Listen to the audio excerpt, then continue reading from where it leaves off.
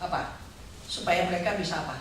Supaya mereka bisa worship me, ya, mempersembahkan persembahan kepada saya, ya.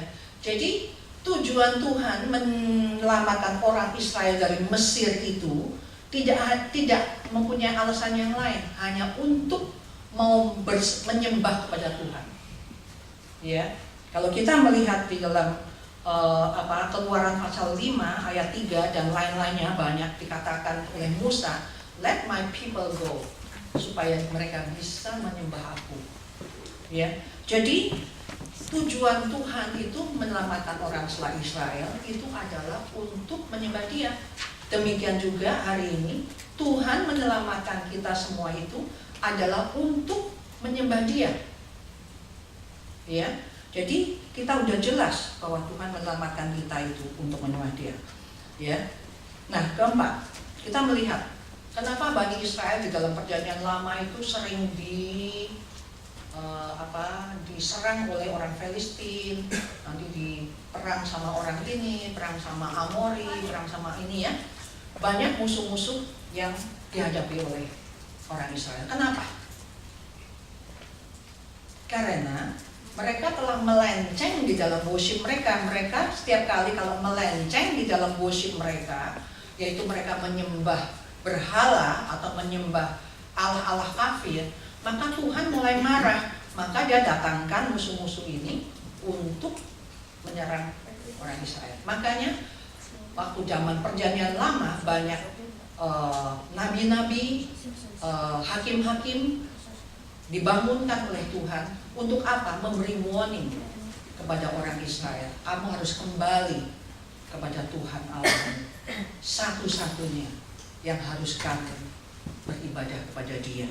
Jadi kita melihat kalau worship kita melenceng, maka kita tidak tahu. Saya tidak berani mengatakan resultnya apa, tetapi itu sangat bahaya sekali karena di dalam Alkitab sudah banyak contoh-contoh yang mengatakan kalau begitu orang Israel melenceng di dalam worshipnya, maka Tuhan selalu mendatangkan ulah-ulah atau membunuh mereka atau mendatangkan musuh-musuh pada mereka.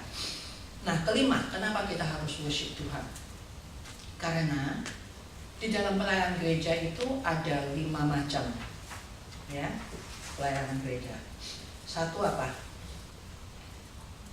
Misi, ya, satu misi. Kedua apa? Nurture, pendidikan, ya, jauh, ya.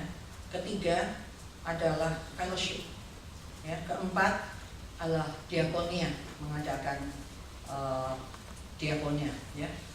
Yang terpenting satu adalah worship. Jadi ada 5 aktivitas gereja: worship, outreach, nurture, fellowship, sama ministry, ya, diakonia, ya. Kalau kita perhatikan dari 5 ini juga adalah 5 bintang dari GKY, ya. Kita perlihatkan, coba semua dari 4 ini ada 4. Dia punya panah itu adalah horizontal.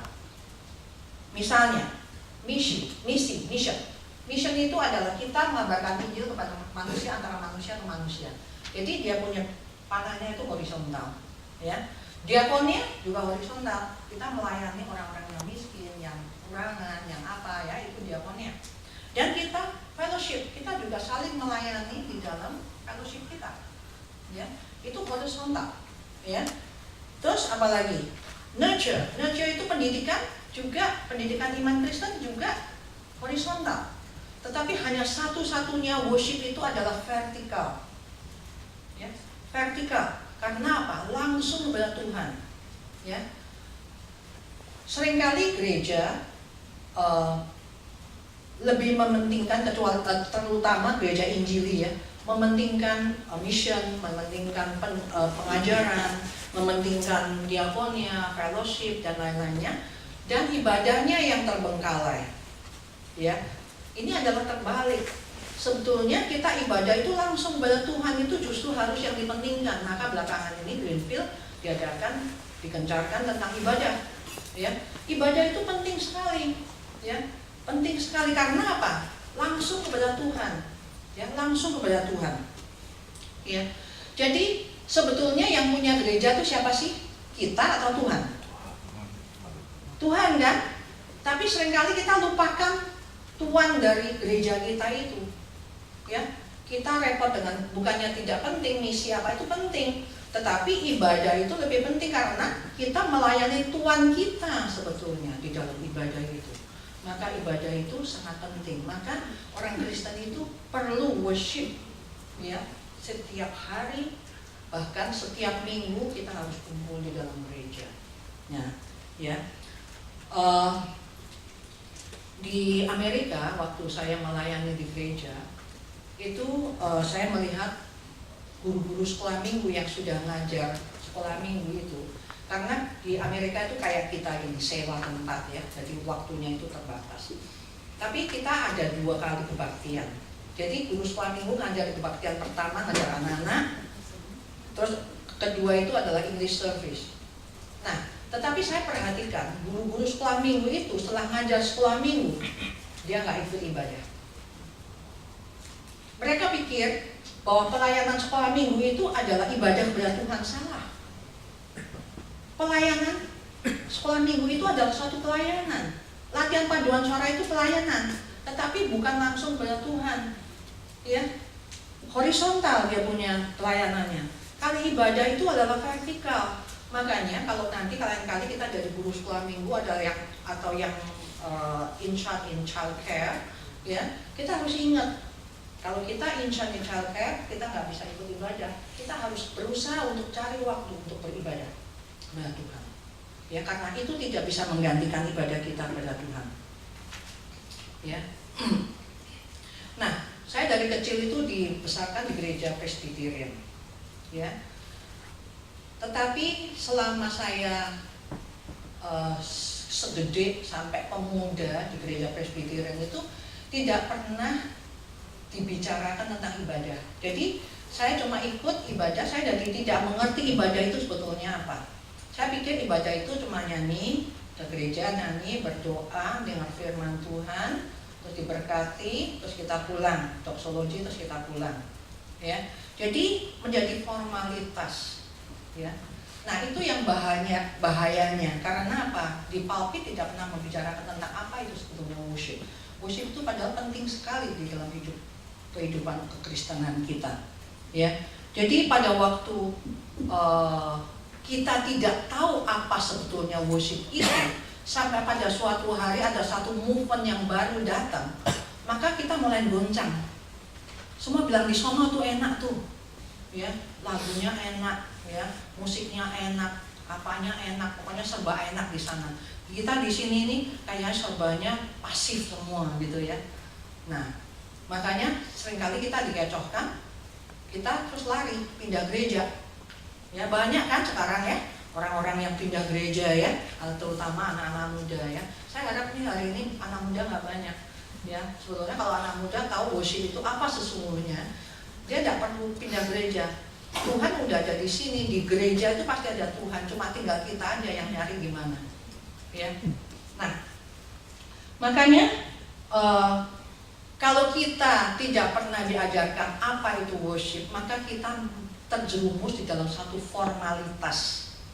Asal nyanyi ya ikut nyanyi, persembahan juga persembahan. Kita tidak tahu maknanya itu apa semuanya, ya.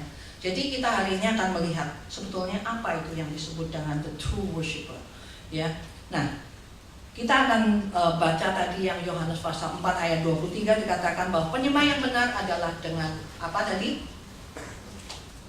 Spirit and truth, ya, kalau bahasa Inggris, ya, ya, spirit and truth. Jadi sekarang kita lihat truth-nya dulu. Truth, what is truth, ya?